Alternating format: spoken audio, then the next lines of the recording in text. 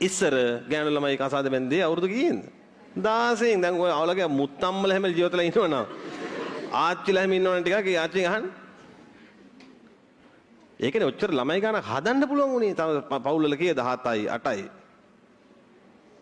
නේද? දැන් හරි වැඩි ඕනේ සිද්ධාර්ථ කුමාරයා කොයි කාලෙද විවාහය ආවේ ඈ?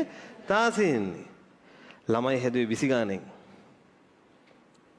13ක් දුක ඒගොල්ලන්ට දරුවෝ හිටියේ නෑ.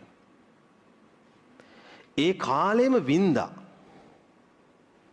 අපි ඒ කාලෙම රිවිෂන් යනවා. අපි රිවිෂන් එකේ ඉන්නේ. සීසන් ගන්නවා පස්සේ කියන්නේ. ඇත්තම තේරුම් ගන්න මේ සිස්ටම් එක හැදිලා තියෙන්නේ විඳින්න නෙමෙයි. මොනව කරන්නද? විඳව ඉන්න. ඒකනේ අපේ දරුවන්ගේ ආදරේ හරි වියපත් වුණ කාලෙදී බඳින්නේ.